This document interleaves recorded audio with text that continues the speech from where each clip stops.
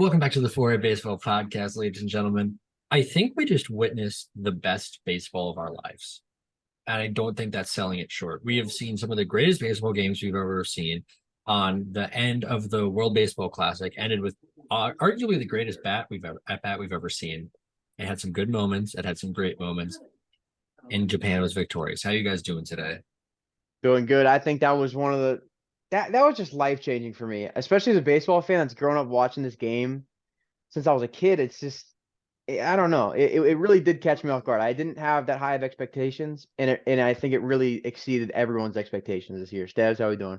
I was excited to watch it, and it lived up to the hype. It really did. I think through pool play, it was kind of people were like, "Oh, this is fun." And then as we ramped up into the quarterfinals, semis, and obviously the finals, everyone just got more and more into it, and it really only got better.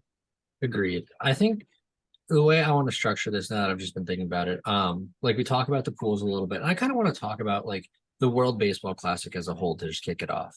Like there was a lot of negative feedback originally on Twitter, like people saying like, "Oh, this is interrupting spring training. This is just exhibition games." Like this is one of the best things for baseball in a very, very long time. Yeah, and you look at numbers. I mean, this thing has done more numbers than like past World Series. Like it's on the world stage. It's very good for baseball because it's bringing in millions more people. I mean, you could talk about all the comparisons they did. I mean, 98.4% of Japan was watching last night. That's just one of like several statistics that just blow your mind, something you haven't seen in any time in baseball except for now. Yeah, and like we sold as in the World Baseball Classic, right? Just in pool play, they sold 1.2 million tickets. That's more than some MLB teams make in an entire season. That's I mean, crazy. I mean, I don't know how the MLB could capitalize on this like more because you need the 162 game season and you need the long drawn out stuff like that. Just because that's how you have to play the game, and it sucks because the best part about this was the urgency of each and every game, and it's something that we can't capitalize really until September, October, right? So it's unfortunate. I hope the players bring some of this energy back to their teams in all honesty. Like I Yeah, hope Mike yeah. Trout and Shohei Ohtani go back and be like, all right, guys, I don't want this to just be a poverty franchise for another 162 games. Like I want to Will be. feel that.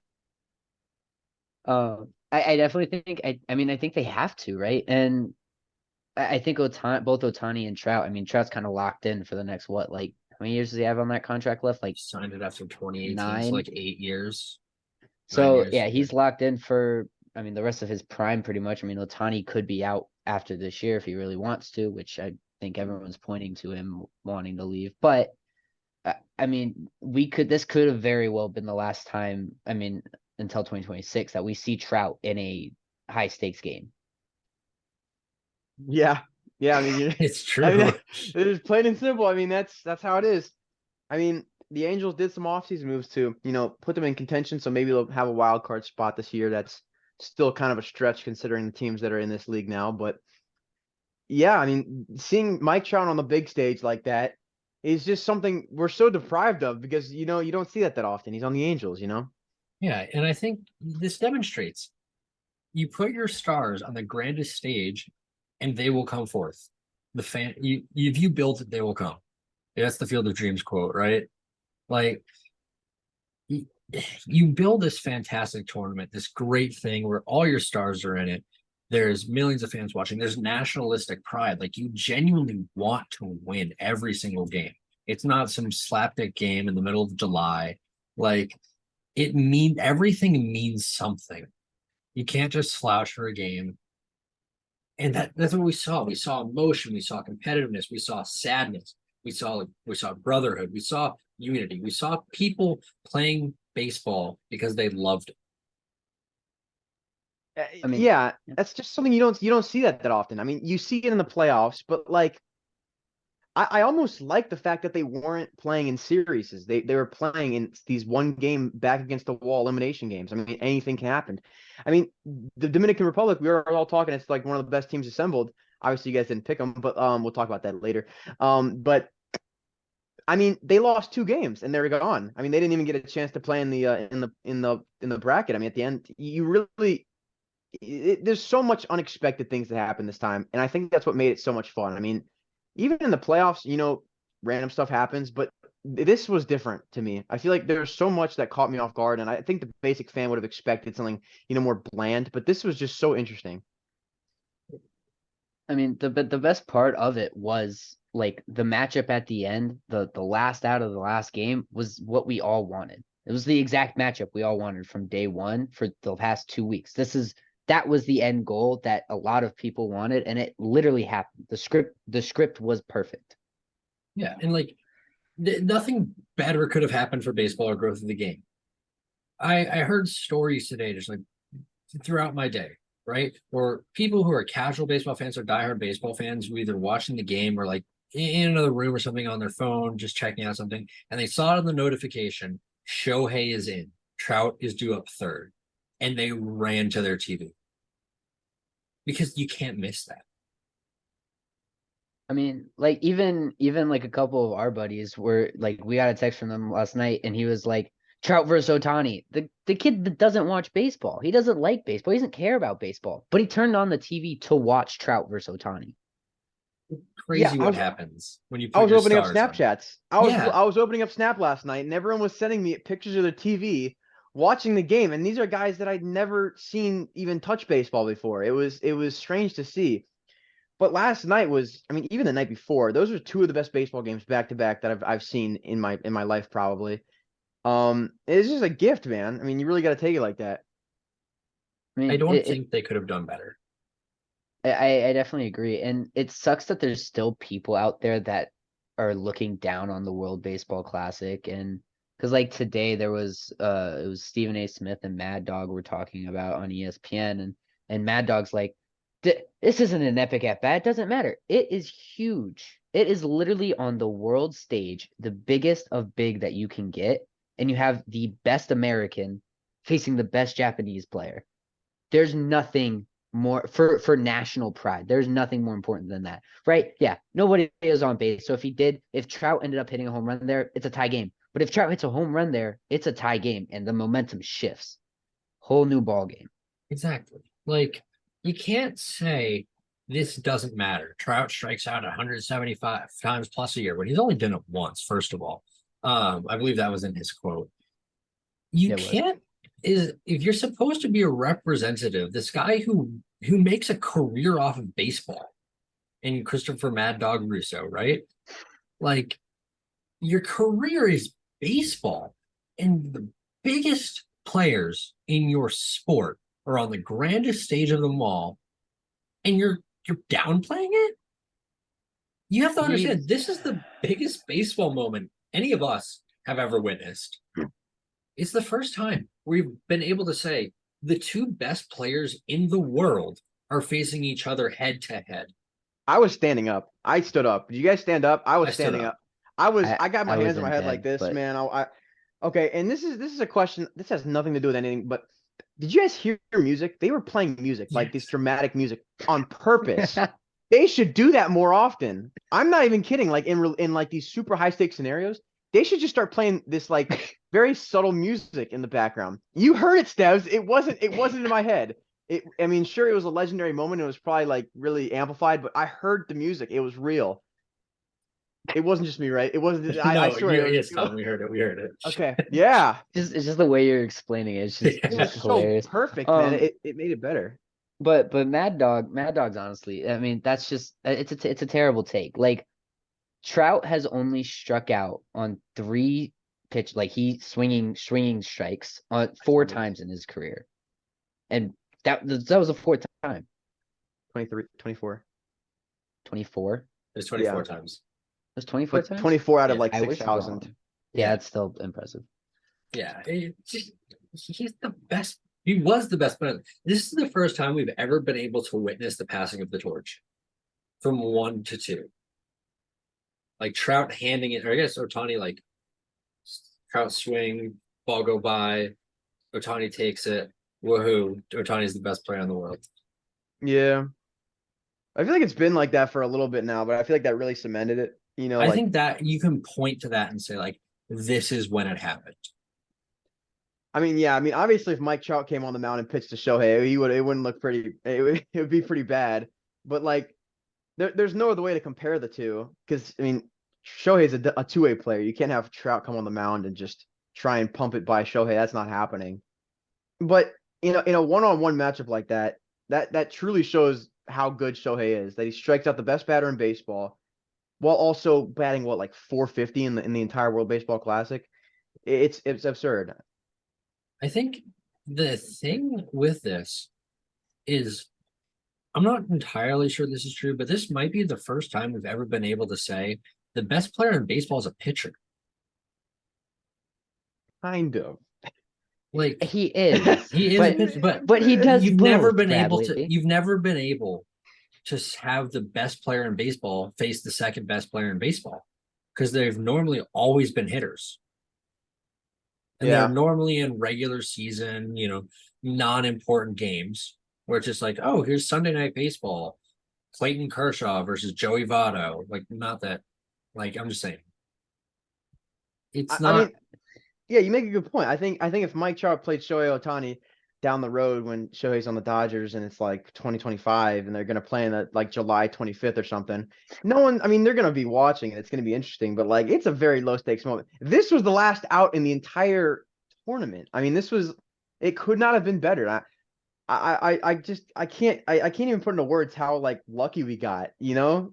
You know the odds of this happening? I mean, obviously they wanted to put him in the close, but versus Mike Trout to be the last out too, that's like 1 in a million, man. It was just perfect. I don't it was just perfect. They couldn't have written it better. Not script. I'm not saying there's a script. All right, Yeah, you just guys script. ready to highlight some of the other stuff that happened in this tournament before we go back to obsessing on this finale? Let's get into the Yes. mid first. All right, I'll kick it off with like the Mickey Mouse pool. Pool A, it was in this, I believe it was hosted in Taiwan. Yes. It really did like when we previewed this back at the beginning of the month, we said, you know what, this is kind of going to be the mid tournament, um, or the mid bracket, and it really ended up being the mid bracket. It was Cuba, Italy, Netherlands, Panama, and Chinese Taipei, otherwise known as Taiwan. And to add to the mid, every single team went 2-2. They both won 2 games and lost 2 games. It ultimately ended up being Cuba and Italy. Which one was had Italian moving on again? Just trying to remember. Oh, I feel like it was Hater. Nope. Brad. yeah, hi there. Vinny Pasquantino, Major League Baseball legend. Basically, even though everyone had the same exact record, Cuba and Italy allowed the least amount of runs and the most innings played. And the tiebreaker, for some reason, I didn't like wasn't head-to-head matchups. I kind of would have preferred it as head-to-head matchups and then that tiebreaker. But you know what? Nonetheless, they both moved on. And as you'll hear in a little bit, it didn't go great for them when they moved on. Yeah, it's hard to play those powerhouses. I think one team that disappointed here was Netherlands. I think a lot of people did expect them to move on. I mean, there wasn't really a standout team in this pool, but like if anyone was going to stand out in this pool, it definitely should have been the Netherlands. I mean, And I the mean, maybe Netherlands Cuba had the too. heavy hitters. I think I had Netherlands and Cuba, if I remember properly. I don't quite remember, but You definitely both had. We all had Netherlands. I know we all had the Netherlands, and I mean the Netherlands had the most. I think in this pool at least the most MLB talent. And it's just, I mean, it's sometimes it just doesn't click, right? And I think if you look at maybe a different type of tiebreaker, maybe they move on, but the cards didn't fall their way this time. And Taiwan, you don't think of Taiwan as a baseball hotbed, right? You see the crowd when when Taiwan was they were playing, like they were getting hyped. The crowd was out of their mind. Yu Chang had those huge home runs, and everyone cared. Everyone was on their feet. They weren't on their phones. Everyone was standing up, celebrating. Like, Tom, that's a what's good up? point. What? That's a good point. The amount of people on their phones, and I'll say even in the World Series or like playoffs, everyone's on their phone. There wasn't that many people on their phones for this tournament. You could see that everyone was locked in. It was just interesting to see that. I And think I especially as saw a it clip. progressed too. I think I saw a clip and it Mhm. was someone hit a home run and this dude kind of like had his phone in his hand and he must have had his camera up, but he was watching. And as soon as the ball got hit, he flipped his he flipped his phone up and started recording. Like, I don't know. I guess I haven't been in that type of situation. I mean, I have, I guess, once if you want to count the wild card game, but I would be there and I would be present. If I wouldn't want to be on my phone. I wouldn't want to record the I wouldn't want to record whatever it is because I'm gonna have there's 1,000 people around me recording it. The game is literally being recorded. Like, you have the footage of what is about to happen. Why do you need your own recording of it? But I've also been on the flip of it now that I'm thinking about it. And we were recording. It was the other Brewers game in the regular season, and I was trying to record Trey Turner hit a walk off, and he hit the ball just foul. So I've been on both sides, but now that I'm kind of like thinking about it, like I would rather sit there and experience the moment, especially for your national pride. And I think Taiwan did that. I agree. You will always remember yourself being in the crowd. You'll remember the moment. If you want to relive the moment, watch it on TV. Watch the replay of it. Everything's digitalized nowadays. I appreciate that the fans were in the moment for most of it. Tom, what Yeah. happened in Pool B? Pool B, just like we predicted, Japan ran the show pretty much, and China did not run the show. Just going flippy. Japan going 4-0, China going 0-4. Australia went 3-1. I think that was, I don't know. The second spot in Pool B was kind of up for grabs here. You had Australia going 3-1, ultimately getting it. Korea going 2-2, not getting it. And then you had the Czech Republic winning 1 game and losing 3 games. This was really the story of Japan dominating it. I mean, obviously, going into it, Japan was the favorite to come out of this one. But I think Korea disappointed a little bit. I think, especially considering that they had Australia, Czech Republic, and China in their division. It wasn't much to worry about. And I think a lot of us had Japan and Korea coming out, if not all of us, right? Yeah. Yeah, but the main thing that sticks out is obviously not the shocking things, but the viewership on this pool was crazy. The Korea versus Japan game had 62 million viewers on Japanese television. It was something that you don't see that often. A lot of viewers, you can compare the stats to the World Series, but on the big stage like this, it's so good for baseball because you have everyone tuning in, and you can compare these moments back and forth. But on the world stage, it's always going to be bigger. Yeah, that's definitely true. I think all of us are excited to watch it again in 3 years in 2026. But it was Australia was definitely a surprising team. I didn't expect Australia to really do anything, and they kind of came out and kind of shocked a lot of people. I guess you could say shocked the world if you want to go that way, but kind of stunned Korea, upset them, and ended up making it out of the pool. Yeah, I'm right there with the whole Korea was really disappointing. It really never felt like they never dominated. I remember watching the Australia game. I think it was I think it was an early morning one. And I was up for some reason, so I was able to catch like the second half of it. I just remember this Korean pitcher coming in and just letting up an absolute bomb to this Australian guy.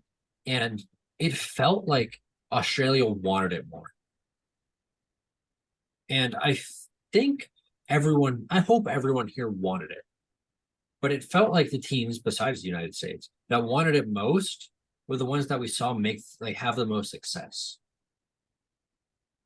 I don't know if I agree with that take. I mean, we'll talk about it later, but in an interview with the Dominican team, every single player on that team said that this tournament meant more than the World Series, and that did not work very well for them. I mean, obviously they didn't make it out of pool play. So sometimes the passion doesn't translate, but Sometimes obviously you get Japan beat. is, yeah, I sometimes you mean, just get beat. Yeah. you got to look at it like, yes, you wanted it, but apparently the other team wanted it more, right? Yeah. If you want to go at it like that, like the Dominican Republic wanted it, but apparently Puerto Rico wanted it that much more.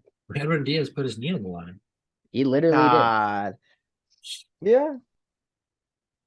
Yeah, All I right. mean, yeah, it does go ahead. Steve Pool C. All right. So Pool C, we had the 2 heavy hitters, Mexico and the United States, winning it. Canada, being mid. Great Britain. Sorry, forget the T. Great Britain went 1-3, and Colombia went 1-3. Mexico kind of shocked the US and decided to beat them. United States was not really prepared for that. The final game in pool play was the United States versus Colombia. If the US beat Colombia, there was absolutely no chaos that would ensue. That is what ended up happening. However, if the United States did lose by 3 or more runs, they were eliminated.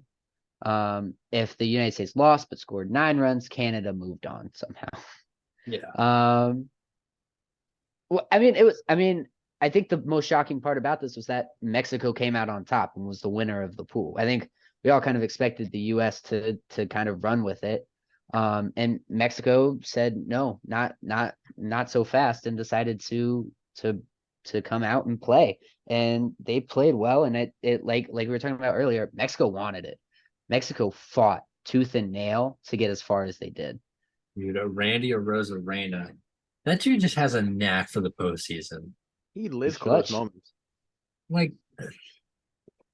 Mexico showed up to United. I think the United States sleptwalked through the beginning of the tournament, and they got to Mexico, and it was a wake up call.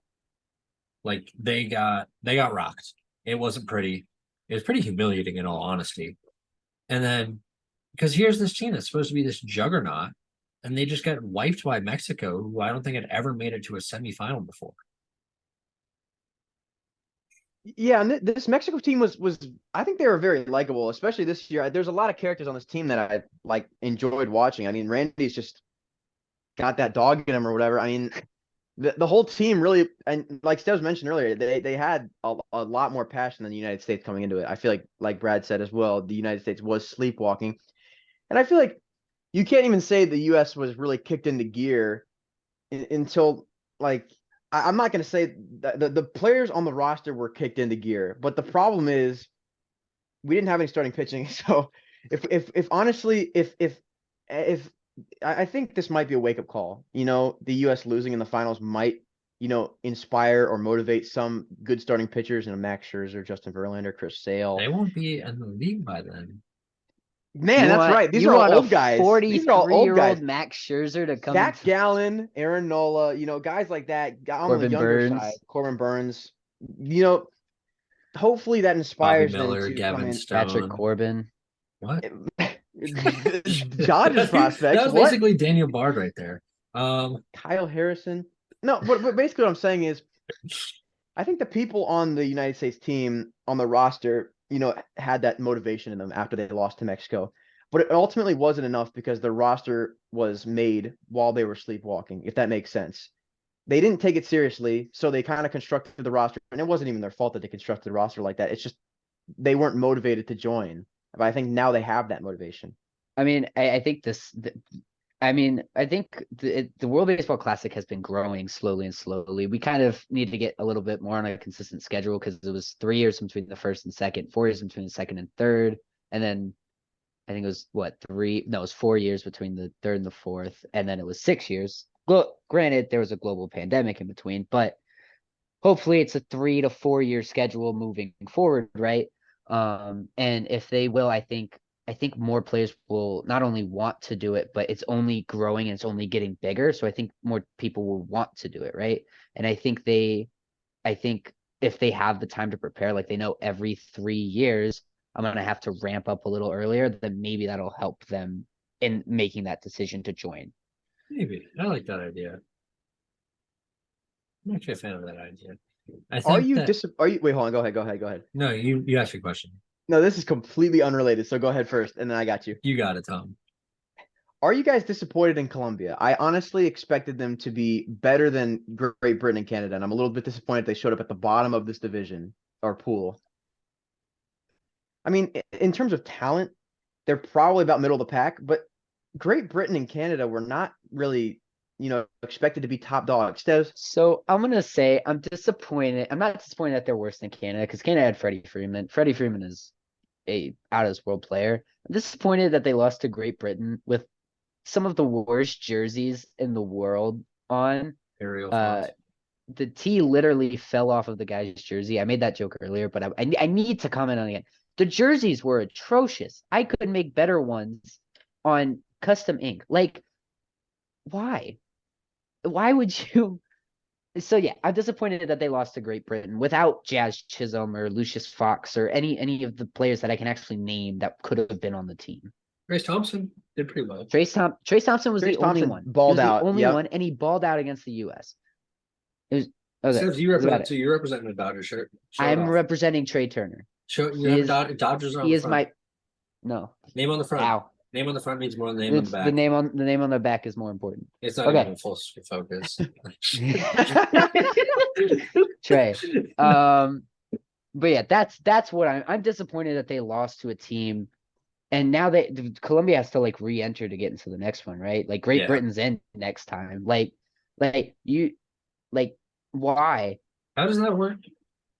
I think just the bottom one has to requalify. I think the top Oh. four stay. I thought if I know, like, I could be completely wrong. I could be completely wrong. how Um, do you take a screenshot? How do you World Baseball Classic? But yeah, that's what I'm disappointed that they were worse than Great Britain. Canada has their stars. Do The they though? I mean, it's just Freddie. British, Tom. Okay, yeah, you're right. It's the top four. So China, Taiwan, Colombia, and Nicaragua all have to try again, like Yeah. qualify again. So you're allowing Great Britain to compete in the 2026 World Baseball Classic. I don't. If they have worse jerseys somehow, then they need to be kicked out just for that. But we will wait until 2026. Put Steps on it. Let him make their jerseys. Literally, let anyone Actually, make the Steps jersey. can make a nice jersey.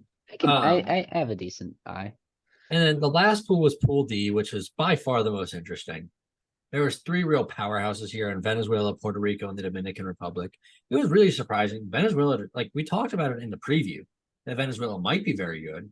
They took everyone by storm. They went 4-0. They beat everyone. Puerto Rico, Dominican, they beat up on, the other teams. They both were 2-1, and then it came into the final game. 61% of Puerto Ricans watched that game, but Johnny Cueto got railed. He got smacked around in the second inning. Julio Rodriguez made a huge error, allowed for Lindor to hit an inside the park home run. Just trying to refresh that in your brains. You guys thinking about that. And then Juan Soto hits this mammoth home run. Juan Soto looked really good. Juan Soto looked really freaking good. And then bases loaded, no outs, huge situation. Manny Machado up the plate. You couldn't write it more perfect for the Dominican. You're down 3, or you're down 4. Opportunity to tie it up. You just hits the ball right into the ground, double play. They score 1, and Puerto Rico gets out of it. And then we go to the 9th inning of that game. Still Dominican, Puerto Rico, 5-2 Puerto Rico. The trumpets are playing. Edwin Diaz, yeah, go team. And Edwin Diaz comes in. He strikes out Ketel Marte. He strikes out Gene. And then Tasker Hernandez has a great at bat, and Diaz he strikes him out. We're all jumping up and down, celebration. Well, who we win? And then his knee just dies. Like he's on the floor. His brother's crying. What's going on? The camera's being bad.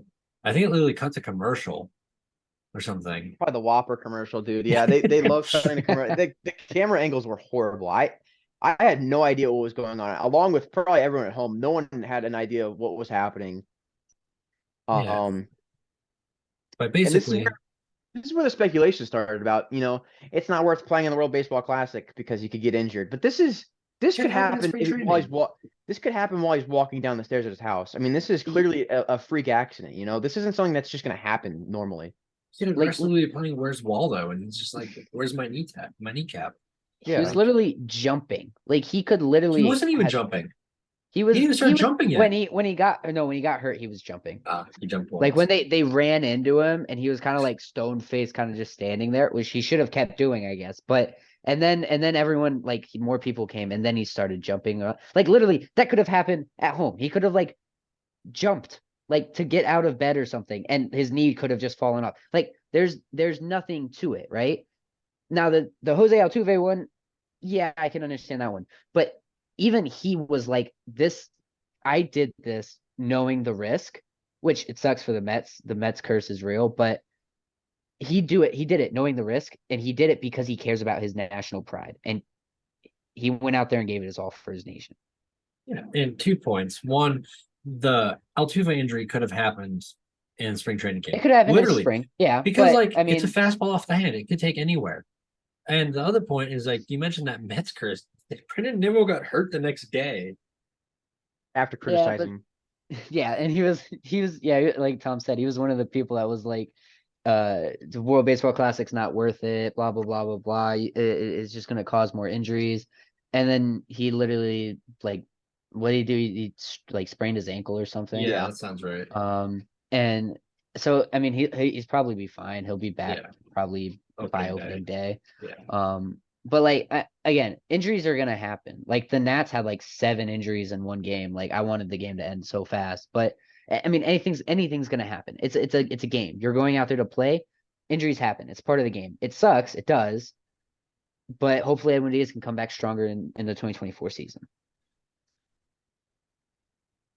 Yeah, I mean, it's like the argument that they're making is like it's equivalent to like let me just sit out of the postseason so that I can give my strongest 162 next season.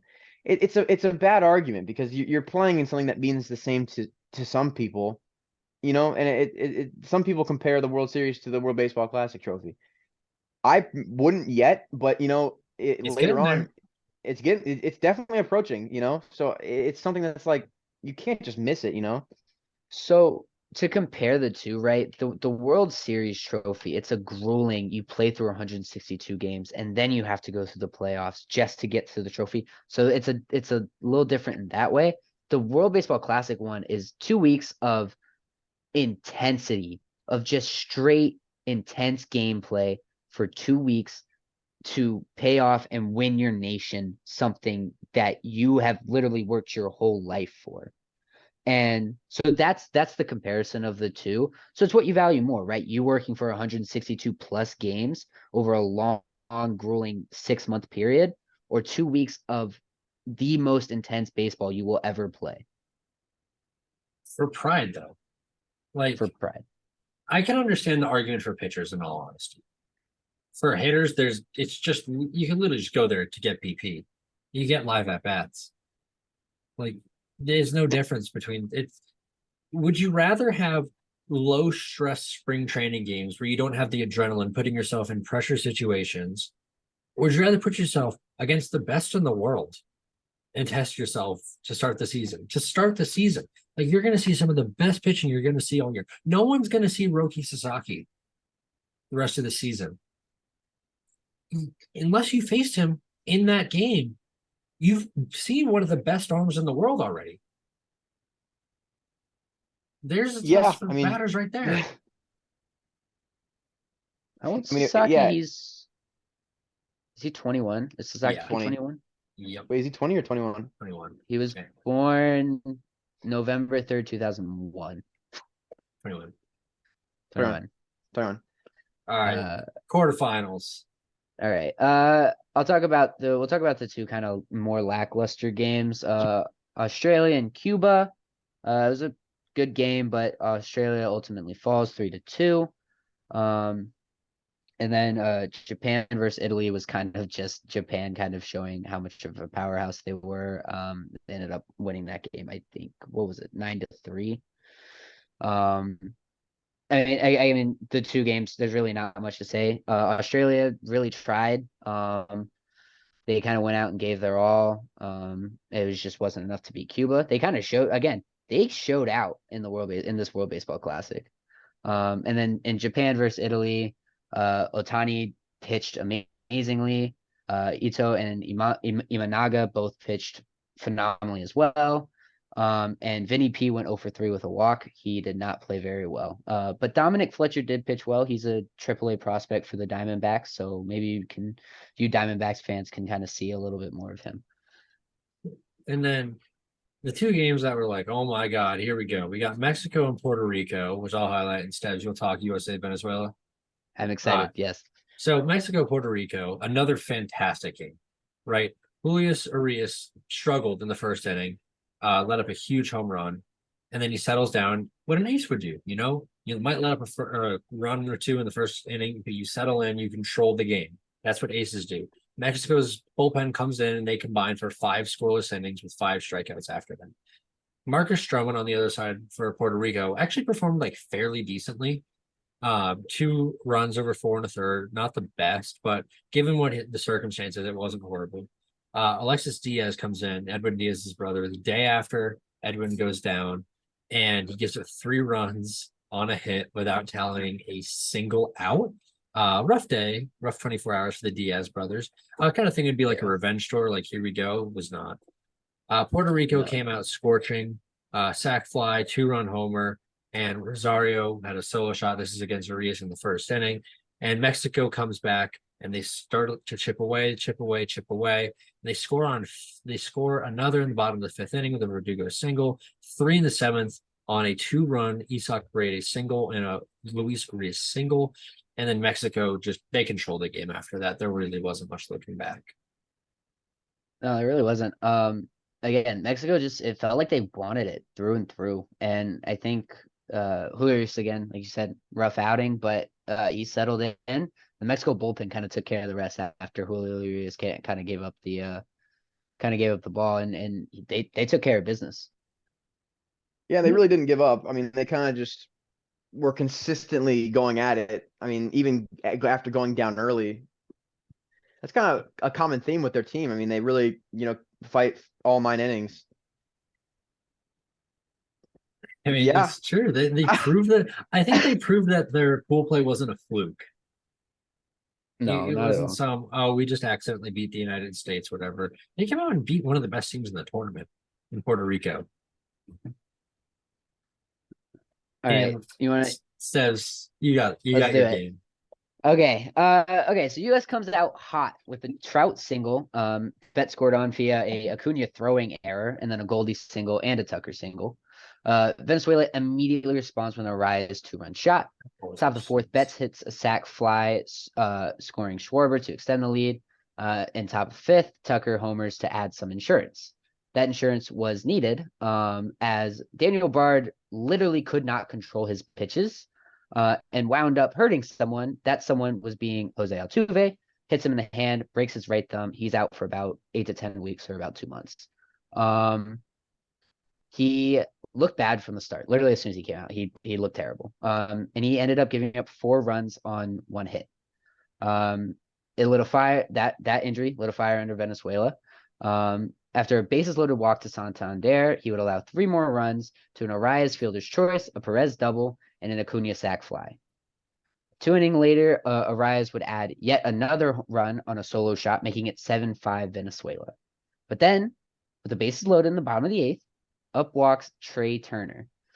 Trey Turner would hit what he believes to be the most important home run of his career and the loudest he's ever heard a ballpark, hitting a grand slam that would seal Venezuela's fate. Trey Turner becomes Captain America and my presidential election candidate. Yeah, that was like creamed when that happened. I think I was driving back. I was driving back from the movies. Oh, well, you weren't with me. I was not with you. I was driving back from the movies, and I got like a notification that the bases were loaded and Trey Turner was coming up, and I literally watched it and I freaked out in the car. It was literally amazing. It was an amazing experience for anyone watching. Can I tell you my experience? I don't want to know. We were with everyone, right? Yeah. And we're all sitting down, and we got baseball watchers, we got basketball watchers, and March Madness is on, so we're flipping between channels, right?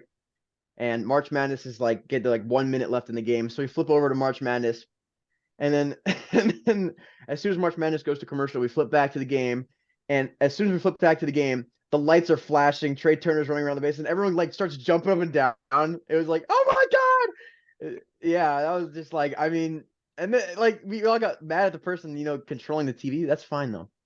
I didn't miss the home run. I watched the end of it. I just didn't see the actual contact. Lame.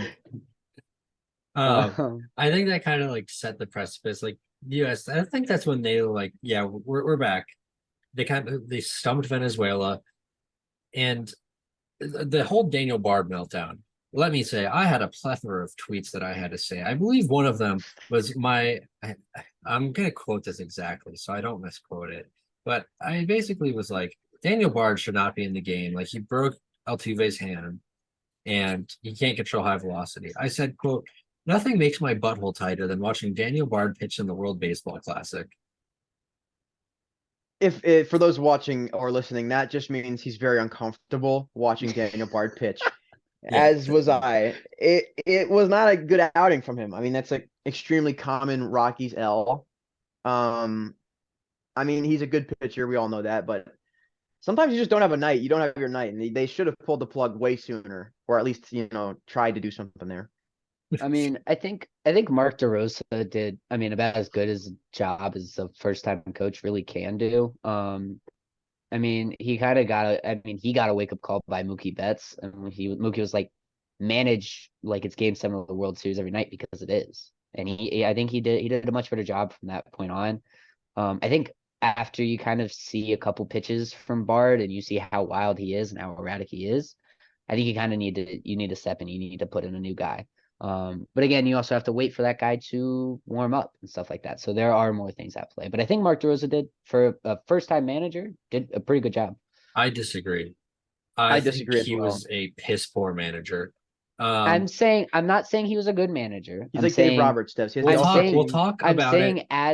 as a first time manager. When that happened, Dave Roberts was literally trending on Twitter. When he didn't take Daniel Bard out Yes. of the game, Dave Roberts was trending on Twitter. I wonder why you got a horrible coach with a god team, and then I mean, you can't. He's never been in a regular season. He's never been a manager before, so you can't really expect him to know what to do. And this guy's do the been right watching things, baseball right? for 50 years, dude. I mean, yeah, but I mean, even you say you would do one thing, and then when you're in the moment, you kind of want to give your guy the benefit of the doubt. It's just a different sensation of actually being in the moment. Yeah. And so we'll go chronological order for the semifinals. United States versus Cuba, right? We expected offense from both sides, and we got offense from the United States. I think this is where it proved that Pool A was just a joke. Like, I mean, yeah. they got handled. USA wins this game. I think it was 14-1, 14-2. Yeah. Probably Daniel was Bard 14 led to that. I didn't even Um, really tune into that one. Yeah. I watched that one. And I think I Wainwright pitched watched okay. early. Watching Wainwright pitch, like, that one was also like butthole clenching. Michael has pitched pretty well. Loop closed out the game. Every single Cuban pitcher gave up a run. Steves wrote on the notes, it looked like the Washington Nationals. Cuba started it off with a bases loaded walk by Despagne. USA responded, and they didn't look back because Paul Goldschmidt hit a bomb. Trey Turner hit a bomb. Alonso had a big hit. I think that might have been his only hit of the whole tournament. For real. Timothy, otherwise known as Tim Anderson, gets a sac fly. Arenado triples. Arenado getting a triple is impressive as it is because he's got slow legs. Schwarber walk in a run. The United States just stab. Oh, he's dead. Stab. He's still dead. You killed him to death. Like, it's just how the rest of the game went. So they scored in every inning except for, where did I put it? Hold on. 6th. I was like, they decided not to score in the 7th. So I didn't say, I meant to say 7th. They decided not to score in the 7th, but obviously Cedric Mullins did not get the memo when he stepped up in the 8th and he had a solo home run. They didn't score in the 7th or the 9th. Those were the only two innings they did not score. Like, they were on. That's probably where they lost. Boo. I mean, I think you make that comment. It's probably why they lost. It probably is. They probably were fatigued from after you like go off like that. You kind of like gotta It played recuperate. 2 days before the finals. Gotta recuperate, man. Anyways, what happened in that arguably the best game of the tournament? Okay, I'll do it because Tom can't do it. Like we said, probably the best World Baseball Classic game that we have watched. At least in this one, if not of all time. Sasaki was very good. Out of 20 pitches, he threw 19 over 100 miles an hour. Out of 20 fastballs. 20 Fastballs, fastballs. yes. I apologize. He didn't throw 20 fastballs on a row, He Steve. threw 20 fastballs in a row now. He really Sandoval also pitched incredibly on the other side of the ball. Now Randy is a very fun player to watch. He is very confident, is very clutch, but when he was talking about what he expected from Roki Sasaki, he said for him to lose. Very confident, very cocky. And I think it kind of bit him in the butt here. Yes. It could have meant that he thought he was going to lose. No, he does not. He thought Roki Sasaki was You gonna could lose. take that out of context. No, it's not. It literally says, "What do you expect from Roki Sasaki for him to lose?" Yeah, but you How are could you be gonna? like expecting that of yourself towards him. No, that doesn't make it. No, God, that Stevs. makes zero sense. No. Maybe Tom? Randy just wanted to give him a hug. Yeah, That's Stevs really big hugs. hug. Xander Stevs. Bogarts. Okay. So through 3 innings, it was a pitcher stool. Roki Sasaki was slanging, and Sandoval was slanging right back. But Luis Urias in the in the top of the fourth finally gets Roki Sasaki with a 3-run bomb. In the bottom of the fifth, Okamoto hit what looked like to be a home run, but was robbed at the wall by Randy Arozarena. He was literally just having fun at it. Like he was just making autographs, signing autographs and stuff, and doing all the things. Japan finally does respond though in the bottom of the seventh with a Masataka Yoshida 3-run bomb. Tom finally Top 10 left fielder in top 10 baseball. left fielder. How many games has he played in Major League Baseball? He's played a He bunch hit in it the off World Major Baseball League Classic. competition. I'm telling you. Yep. Who did he hit it off of, Tom? I actually don't remember. Yeah. Wait. No, never mind. Okay. I thought it was Gallegos. Never No, mind. that was the that was later what one. Stevs was Yeah, about to yeah. get to. Yeah. Mexico immediately responds with a Verdugo double, scoring Randy and a Parada single, giving them a 5-3 lead. Yamakawa would hit a sacrifice fly in the bottom half of that inning, cutting the deficit in half, making it 5-4. But after a Shohei double and a Masataka Yoshida walk, up came Munetaka Murakami. He is the Japanese Babe Ruth. And he hit 56 home runs in the MPB last season. And he was relatively cold throughout the entirety of the World Baseball Classic. But he came up and he hit an absolute piss missile of a double, walking off the Mexican team. Also, Yukio Shuto is extremely fast. Like he almost caught up to Shohei Ohtani, who Shohei Ohtani That's an important is thing. incredibly fast. They But Ukyo pinch ran for Shuto Masataka almost, Yoshida. that is true. Ukyo Shuto is extremely fast, and he almost caught up to Shohei. I also would like to add that he is not. From reports that I saw, he's not sure if he's going to want to come to the league at all, or they're not sure if he wants to come to the MLB at all. But in my Nats rebuild this year, I will be putting him on the team when he comes of age. I mean, the fact that he's doing this at this young is crazy. I mean, He's 23. I'm 23. He's a freak of nature, man. I mean, I know this is the Japanese league, but who under the age of 25 has hit 50 home runs before? You can't even say it's the Japanese league. Japanese baseball is incredibly He competitive. just won the damn thing. Yeah, I know exactly. That's So what I'm like saying. it's just as competitive in Japan than it is here. Same with the KBO. It's like just as competitive. Don't hit me with that. You just got I was like, there is nothing that is going to match this. And then the next day happened. It was literally the next day. I mean, the back-to-back content was crazy. Steps, I know you really want to talk about the Trey thing because that happened immediately out of the gate. Would you like me to? Are we talking? Yeah, are we you- going on? you are have that to say guy. one sentence. You just got to say one sentence. Would you like me to say the sentence I hit? Say I it, wrote? Stevs. Daddy Turner gets the party started at the top of the second with a solo shot.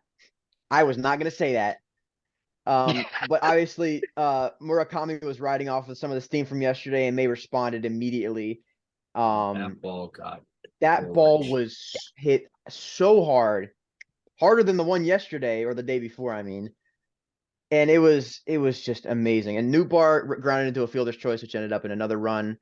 Okamoto did not get robbed by Randy Arozarena and hit a solo shot 2 innings later.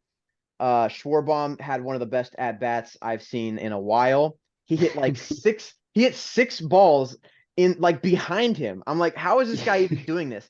And then I'm like, certainly he won't. I literally typed this in the group chat. I can look at the receipts on. He literally went hit a ball fair challenge hard mode. Yeah, and I was then he hit a bomb him. the next pitch.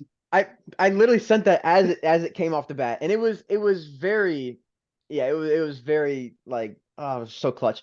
And now that adds to his resume. He now has a home run in all of the other ones, and now the World Baseball Classic final. That's just another thing on that resume. It's crazy. He needs semi and quarters still.